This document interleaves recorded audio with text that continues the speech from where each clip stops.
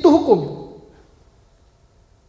Tapi bisakah cermin menghilangkan apa yang kita lihat? Enggak. Bapak Ibu kayak bengong. Ngerti apa enggak ya maksudnya? Gitu. Contoh lain lah, udah paling gampang gini. Joshua ini lagi teenager paling seneng ngaca. Ketakutan teenager adalah begitu ngaca, dia takut muncul apa di sininya? Semua udah pernah teenager berarti. Sama lah kita. Takut jerawat itu muncul. Dan kemana dia mau tahu dirinya ada jerawat apa enggak? Kaca. Kaca akan berbicara dengan jujur bahwa ada jerawat di pinggir hidung. Dan kalau ada jerawat di sini, apakah kaca bisa menghilangkan jerawat? Tidak. Biar misalnya Joshua lihat, ada jerawat, lalu dia gosok-gosok mukanya di kaca, hilang gitu jerawatnya. Nggak akan. Itu hukum. Dia cuma mau kasih tahu kita, ini kekurangan kamu. Jangan begini, jangan begitu, jangan begini. Itu supaya kamu tahu tentang kelemahanmu. Dan ternyata dari semua hukum, berapa yang kita sering langgar?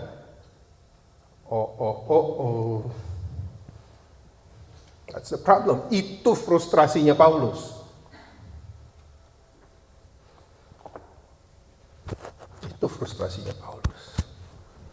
The law can expose sin, but it cannot exterminate sin.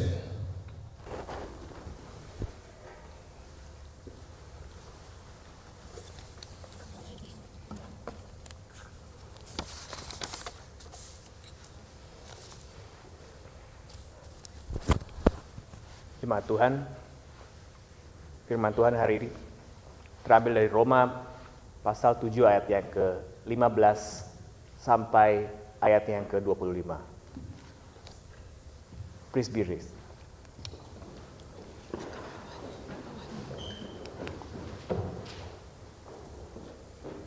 Firman Tuhan berbunyi demikian. Sebab apa yang aku perbuat, aku tidak tahu. Bukan karena apa yang aku kehendaki, yang aku perbuat. Tetapi apa yang aku benci, itulah yang aku perbuat. Jadi jika aku perbuat apa yang tidak aku kehendaki, aku menyetujui bahwa hukum Taurat itu baik. Kalau demikian, bukan aku lagi yang memperbuatnya, tapi dosa yang ada di dalam aku. Sebab aku tahu bahwa di dalam aku, yaitu di dalam aku sebagai manusia, tidak ada sesuatu yang baik. Sebab kehendak memang ada di dalam aku, tetapi bukan hal berbuat apa yang baik. Sebab bukan apa yang aku kehendaki, yaitu yang baik, yang aku perbuat, melainkan apa yang tidak aku kehendaki, yaitu yang jahat, yang aku perbuat. Jadi jika aku berbuat apa yang tidak aku kehendaki, maka bukan aku lagi yang memperbuatnya, tetapi dosa yang diam di dalam aku. Demikianlah aku dapati hukum ini.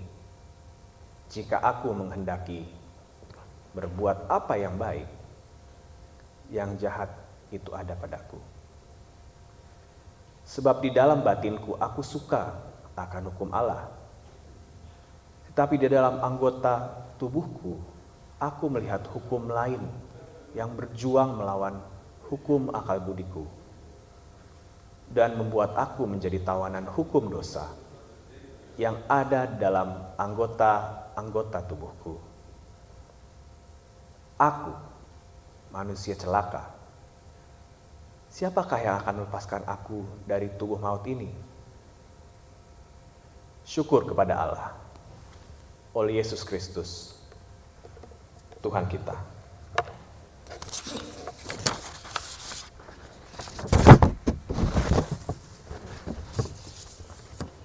Demikianlah firman Tuhan.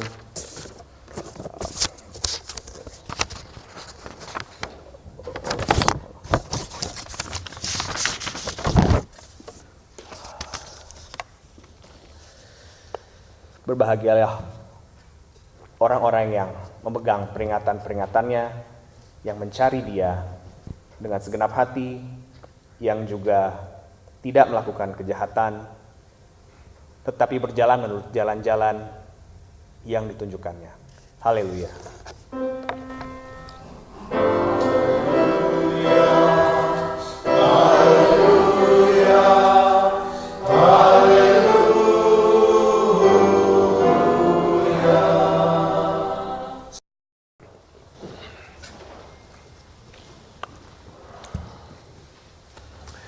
Bapak, Ibu, dan Saudara yang dikasihi Tuhan, Shalom. Kitab Roma, saya perlu membingkai dulu ya. Kitab Roma ini penuh dengan teologi. Dan teologi Rasul Paulus itu hampir sebagian besar itu tergambar di dalam surat Roma ini. Dan nanti saya akan mengajak kita melihat bahwa di dalam surat Roma ini itu seperti Q&A, ada questions lalu ada answers gitu.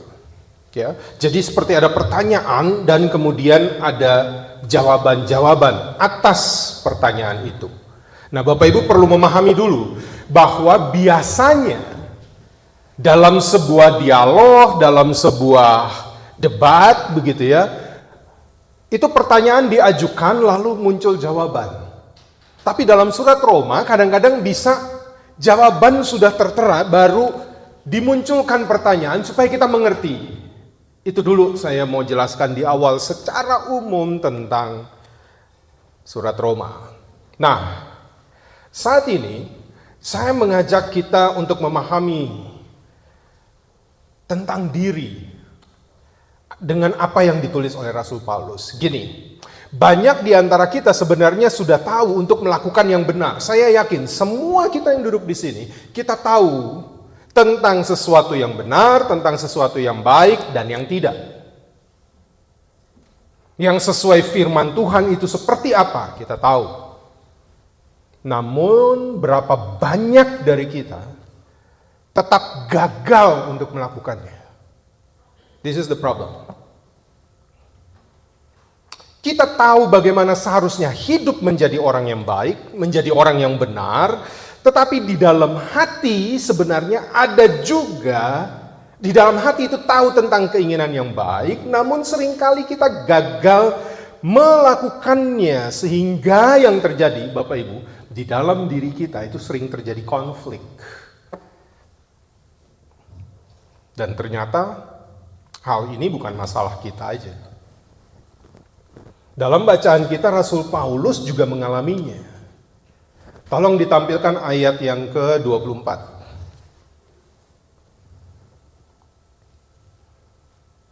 Nah, bayangkan ini pembuka dan ini nanti juga akan menjadi bagian akhir dalam penutup.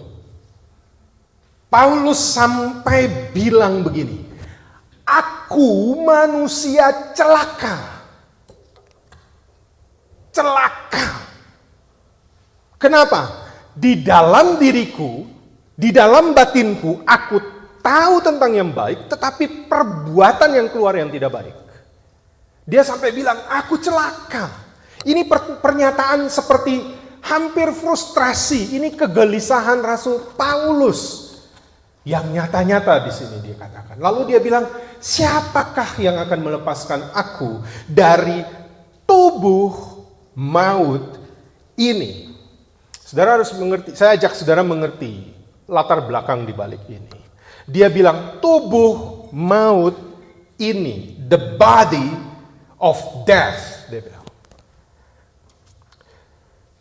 Saya mencari, bagaimana ini ya? Kenapa dia bilang begini? Dari mana latar belakang pikiran Paulus sampai dia bilang begini? Ternyata ada beberapa komentar mengatakan begini, Paulus mengutip ini dari Roman mythology tentang Raja Mezentius yang seringkali, Bapak Ibu saya ajak lihat, boleh minta tolong Pak Joshua ditampilkan gambar yang pertama. Ada sebuah gambar yang dibilang begini. Dia bilang tubuh mau itu kayak apa? Ini dia kasih gambar. Nah ini, Bapak Ibu tahu di zaman Raja Mezentius, kalau dia punya tawanan perang, cara untuk menghukumnya gimana? Yang hidup itu di bawah, yang di atasnya tahu apa? Yang udah mati dan busuk. Ya, lagi perang, lalu dicari satu jenazah yang udah membusuk, lalu diikat yang hidup, itu diikat dengan yang mati, dan dibuat ikatannya face to face. Setelah diikat, ditaruh di padang gurun yang panas. Bapak Ibu tahu kalau membusuk itu berarti sudah ada belatungnya. Semakin ditaruh di panas, belatung itu semakin menggeliat.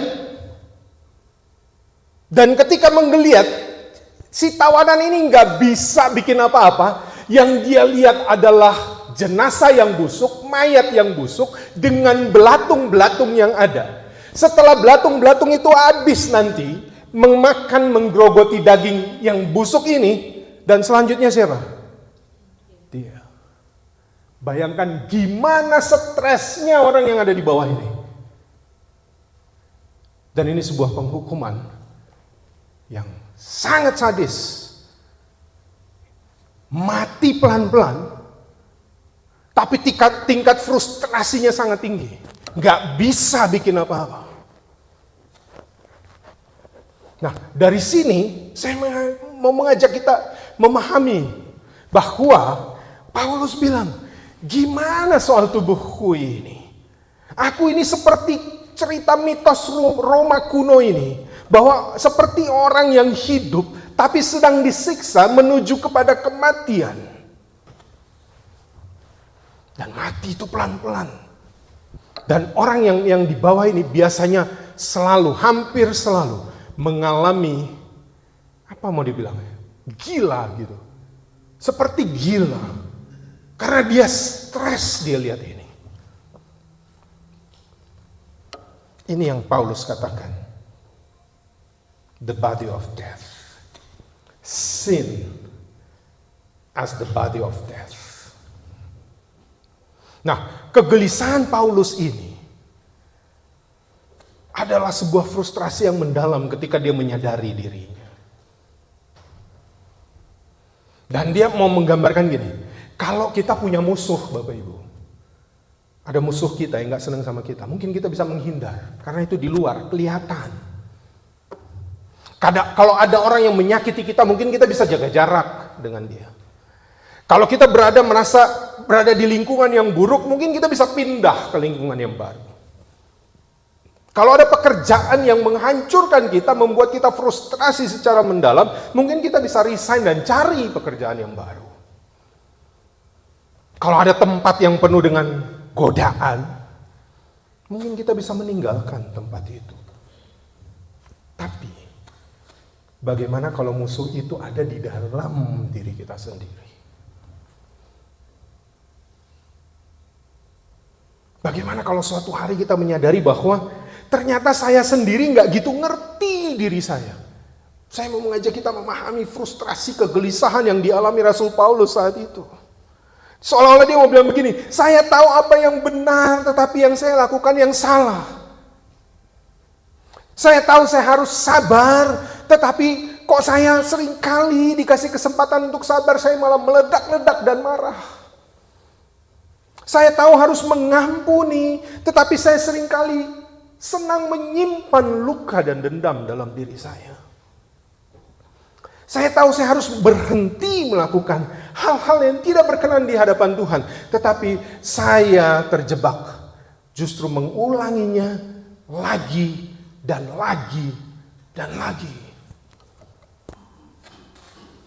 Saya tahu bahwa saya harus berdoa, doa itu nafas hidup orang percaya, tapi saya sering kali menunda-nunda untuk berdoa. Saya tahu saya harus berkata jujur.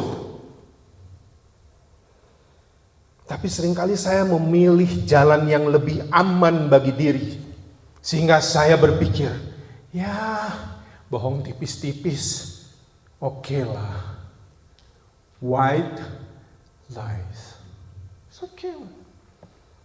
Padahal kita tahu tidak benar. Saya tahu saya nggak boleh iri hati. Tapi kok saya kalau lihat keberhasilan orang, hati saya terganggu. Saya tahu kekhawatiran tidak menyelesaikan apa-apa. Tapi kenapa pikiran saya terus dikuasai oleh ketakutan? Dan yang paling menyakitkan apa? Saya tahu, saya sadar, saya menyesal, tetapi hal itu berulang, dan berulang dalam diri saya. Ada yang pernah mengalami ini?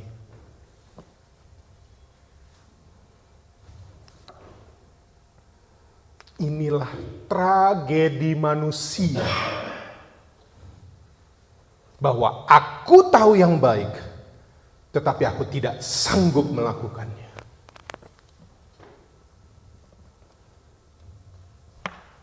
Maka 2 kali diulang. Sekarang balik ke ayat Alkitab, ayat 17. 2 kali, ya, ada pengulangan dalam yang kita baca tadi. Dia bilang begini, ayat 17. Kalau demikian bukan aku lagi yang memperbuatnya, tetapi dosa yang ada di dalam aku. Ayat 20 sekarang tampilkan. Lihat, dia ulang. Jika aku berbuat apa yang tidak aku kehendaki, maka bukan lagi aku yang memperbuatnya, tetapi apa dia bilang? Dosa yang diam di dalam aku. Apa yang Paulus mau bilang? Bapak Ibu, hati-hati. Dosa itu kuasa. Ada kuasanya dosa. Sehingga banyak orang tahu yang baik, banyak orang tahu dan mengenal kebenaran, tetapi dalam dirinya selalu yang keluar justru yang bukan dia kehendaki. Lalu kalau begini apa solusinya? Dulu Paulus sempat mengira bahwa solusi dari hal ini adalah the law, hukum Taurat. Dan kita harus tahu bahwa kalau ada hukum Taurat, ada yang namanya hukum. Hukum itu selalu sifatnya adalah menuntut, demand. Dengan Taurat, manusia dapat melakukan kebenaran. Dia pikir begitu. Tapi bukankah saya sering beberapa kali, mungkin ada 2 kali saya menyampaikan ilustrasi ini. Tentang social experiment. Yang saya bilang saya pergi ke puncak. Dari arah Jakarta ke puncak, papan reklamenya sebelah kanan. Ada sebuah restoran yang sangat besar di sebelah kiri. Dan Bapak Ibu pernah saya ceritakan, apa reklamenya di tulisan yang besar-besar itu, apa dia bilang? Jangan lihat ke kiri. Menurut Bapak Ibu, dari 100 orang yang lihat itu, berapa yang nengok ke kiri? Hampir semua pasti. Semakin dibilang jangan, semakin dia penasaran, pengen tahu. Sampai dibuat reklame begitu. Bukan gambar makanan yang menarik, foto yang apalah, ya. Bukan dia bilang di sini sedia apa misalnya ya? Ayam geprek paling enak, rendang paling sedap, sate padang dia nggak sebut menu-menu utama. No, dia cuma bilang jangan menoleh ke kiri, dan semua orang akhirnya menoleh. Itu social experiment. Dengan artian mau bilang apa? Manusia semakin dibilang jangan, justru itu yang dia pengen tahu. Benar apa betul?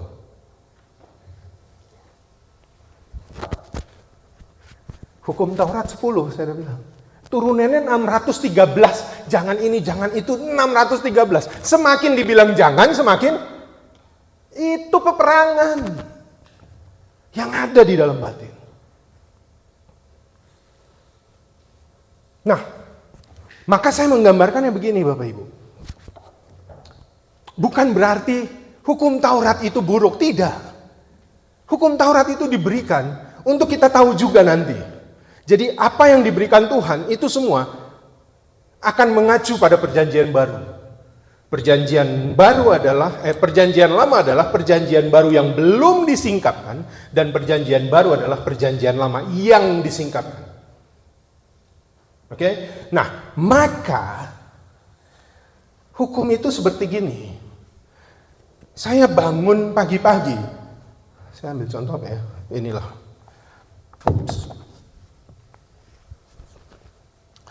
Saya bangun pagi-pagi. Lalu begitu saya bangun ke kamar mandi, hampir semua kamar mandi kita ada kacanya kan? Anggaplah hukum itu seperti kaca. Maka begitu saya bangun, saya langsung lihat ke kaca. Yang saya lihat apa? Selalu di mata saya dulu nih, di sudut-sudut. Habis bangun kan, ada nggak kotorannya? Cermin itu menunjukkan kelemahan kita. Cermin berbicara jujur tentang apa yang terjadi pada kita. Itu hukum.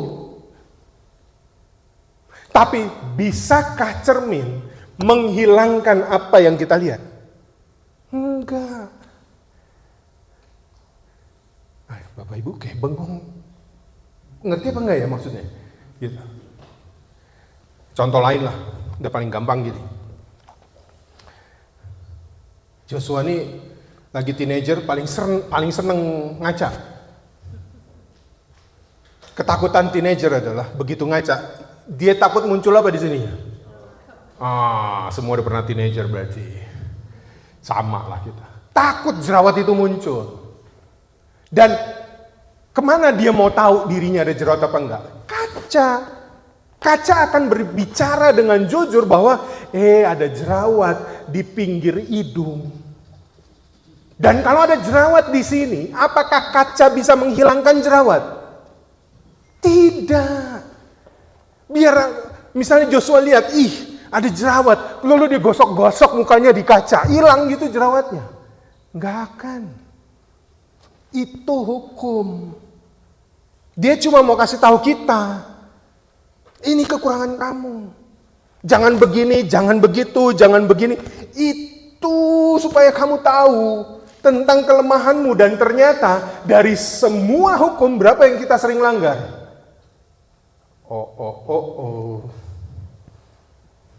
That's the problem. Itu frustrasinya Paulus.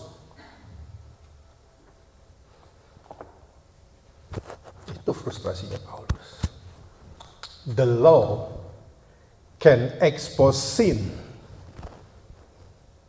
but it cannot exterminate sin. Hukum dapat menunjukkan dosamu, tapi hukum gak membebaskan kita dari kuasa dosa. Ayat 18. Ini dia bilang. Paulus bilang begini, sebab aku tahu. Dia tahu bahwa di dalam aku, yaitu di dalam aku sebagai manusia, sama kita, tidak ada sesuatu yang baik. Sebab kehendak memang ada di dalam aku, tetapi bukan hal berbuat apa yang baik. Ini tadi Diaken Andre aja ngulang baca ini. Karena begitu baca, gimana ya ini kalimat? Apa yang dia mau bilang? Kehendak memang ada, tapi bukan hal berbuat apa yang baik. Gimana mau supaya gampang kita mengerti ini? Nah, Martin Luther pernah bicara soal ini. Tolong ditampilkan gambar yang kedua, Pak Joshua. Dia bilang gini, the law discovers the disease. The gospel gives the remedy.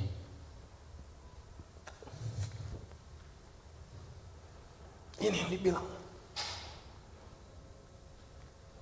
Tadinya Paulus berpikir, wah, dengan hukum Taurat, maka saya bisa terbebas dari kejahatan. No. Kamu tetap melakukan kejahatan, biar kamu udah baca itu berulang-ulang.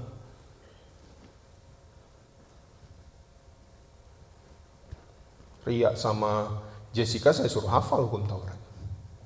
Hafal kan? Hafal. Masih dilawan kan? Hafal, gini, masih gini, pas hafal, dilawan, mungkin ngangguknya nggak gini lagi, tapi, sama saya juga, Paulus juga, kehendaknya, niatnya selalu baik, tapi begitu eksekusi kok selalu gagal melakukan apa yang baik. Dan titik balik itu terjadi ketika Rasul Paulus berhenti bertanya tentang apa. Dia pikir apa? Dia pikir the law itu, tentang apa yang bisa bebaskan saya dari ini. Tapi pertanyaannya mulai berubah. Munculkan lagi, ini sudah mau masuk bagian akhir. 7 ayat 24. Sekarang ayat 24-nya ditampilkan lagi, tolong. Sorry ya, saya harus bolak-balik. Ya, setelah dia bilang, aku manusia celaka. Dia nggak lagi tanya, apakah yang akan melepaskan aku dari tubuh maut ini? Tapi pertanyaannya jadi apa? Siapakah yang akan melepaskan aku dari tubuh maut ini? Ini titik baliknya. Aku manusia celaka itu jeritan penderitaan. Dan ketika Paulus mencari solusi terhadap penderitaannya, pertanyaannya bukan soal apakah, tapi menjadi siapakah. Karena masalah terbesar kita bukan hanya dunia yang jahat di luar kita, tapi dosa yang hidup di dalam kita. Dan karena itu kita membutuhkan bukan cuma nasihat, tapi juru selamat. Dan Yesus datang menganugerahkan kasih karunia untuk menyelamatkan orang yang tidak mampu menyelamatkan dirinya sendiri. Itulah mengapa saya bilang, kitab Roma itu seperti pertanyaan dan ada jawaban. Pertanyaannya muncul di di pasal 7. Siapakah? Dari apakah menjadi siapakah? Dan sebenarnya dia udah bahas di Roma 6 ayat 14. Tolong ditampilkan, Roma 6 ayat 14. 7, Bapak Ibu lihat baik ya, pasal 7 itu di antara pasal 6 dan pasal 8. Nanti kita temukan. Roma 6 ayat 14. Dia bilang begini, sebab kamu tidak akan dikuasai lagi oleh dosa. Ingat dosa itu apa tadi saya bilang? Kuasa. Dan dia bilang, kamu tidak akan dikuasai lagi oleh dosa. Karena kamu tidak berada di bawah hukum Taurat. It's not about the law. Tetapi di bawah apa namanya? Kasih karunia. Siapa yang bawa kasih karunia buat kita? Yesus. Makanya pertanyaannya, siapakah?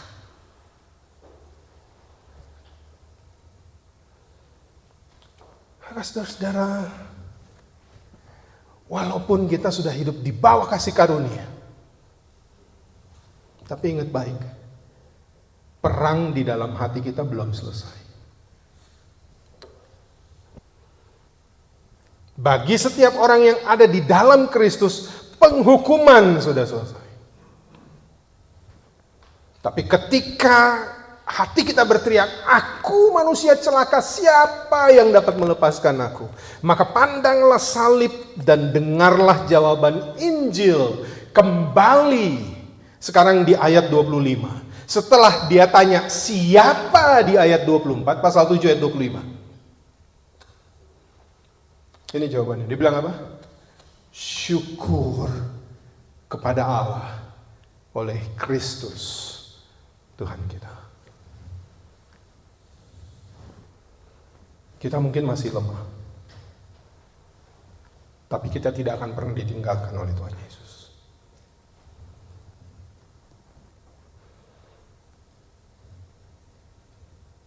Kita mungkin masih bergumul saat ini, tapi kita tidak akan dihukum. Kita mungkin masih jatuh, Kristus tetap memegang kita. Karena ketika dia datang, dia memberikan kasih karunia, dia bukan menghakimi, tapi dia menyelamatkan kita. Kristus memegang kita. Karena itu datanglah kepadanya. Ini yang saya bilang tadi, lagu yang kaum bapak tadi nyanyikan, sungguh relevan dengan ini. Kita masih lemah, tapi kita tidak ditinggalkan. Maka berjalanlah bersama dengan Yesus. Datanglah kepadanya. Bukan kita sebagai orang yang kuat, tetapi kita tahu bahwa kita orang berdosa, yang sadar bahwa kita sangat membutuhkan juru selamat. Langsung ditampilkan tuh. I am weak but thou art strong. Nyanyi ya dikit ya. Nyanyi dikit ya. Supaya Bapak Ibu udah dapat sekarang gambaran dari Roma.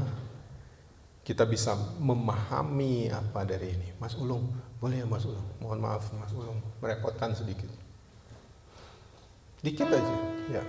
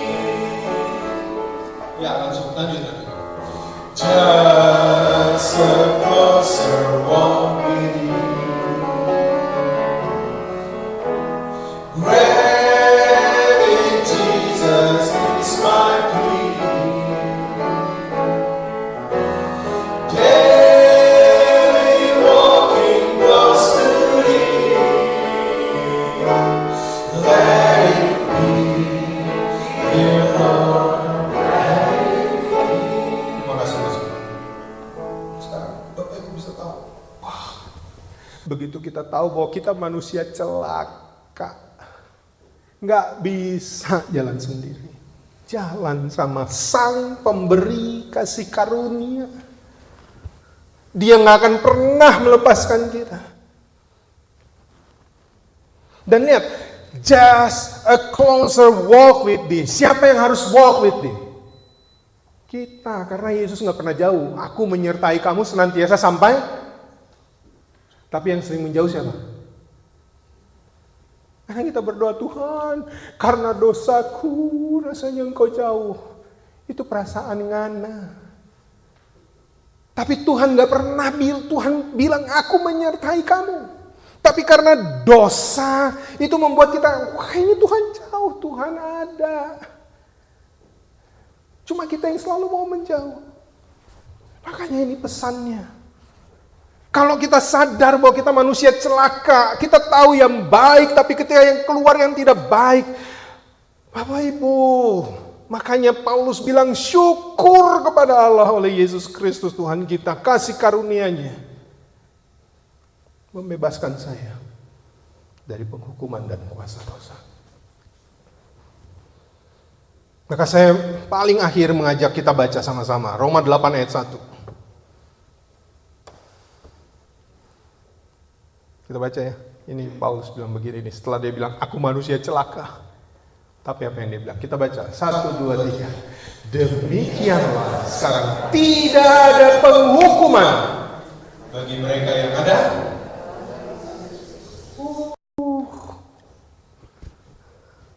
Luar biasa. Di dalam Kristus dosa bukan lagi kata terakhir. Kegagalan bukan identitas kita yang terakhir. Tapi atas hidup kita firman Allah berkata, tidak ada penghukuman bagi mereka yang ada di dalam Kristus. Kita ada di dalam Kristus?